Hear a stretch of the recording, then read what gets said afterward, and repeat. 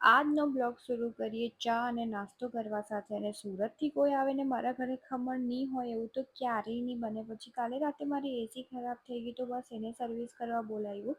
અને ભાઈ સાહેબ એ લોકોએ જે મારા રૂમની હાલત કરેલી હતી, બસ એને ક્લીન કરી. અને સાથે સાથે મારો મિરર બી એટલો ખરાબ થઈ ગયો તો મેં વિચાર્યું એ બી ક્લીન કરી દે. ને મેં પડદા ધોવા બી નાખી દીધા હતા. તો બસ પડદા લગાવીએ અને મને પડદા લગાવવામાં લિટરલી 30 મિનિટ લાગી છે. અને યાર મેં નોટિસ કર્યો બધું કામ કરતાં કરતાં બધા મારા નખ તૂટી ગયા છે. બસ એક જ બચ્યો છે.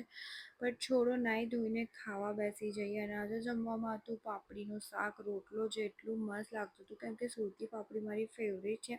પછી મેં 1 મહિનાથી જે શૂઝ ધોઈને મૂકેલા હતા, બસ એમાં શૂલેસ નાખી અને કૂકીને વોક પર લઈ જઈએ. અને ઉપર જઈને એક મસ્ત કડક ચા બનાવીને પીએ. અને ડિનરમાં આજે હું બનાવવાની હતી મસાલા રાઈસ, જે મારા ઘરમાં બધાનું ફેવરેટ છે. એના માટે કાંદા કાપી, ઓઇલ નાખી અને એમાં બધા આખા મસાલા નાખી દઈએ અને ગોલ્ડન બ્રાઉન થવા દઈએ. પછી ટામેટો નાખી અને મારા પાસે જેટલી બી શાકભાજી હતી મેં બધી કટ કરીને નાખી દીધી. અને એમાં બધા મસાલા નાખી દીધા અને મિક્સ કર્યું. એમાં પાણી નાખ્યું, મીઠું નાખ્યું અને એમાં એક બોઇલ આવી જાય પછી રાઈસ નાખી દઈએ અને 4 સીટી વગાડી દીધી. અને રાયતું પણ વઘારી દઈએ અને બેસી જઈએ જમવા. અને સાચું જેટલો લુક સારો છે એટલી ટેસ્ટી પર હતી. અને આજે જમતા જમતા બ્લોગ અહીંયા જ પૂરો કરીએ. બાય.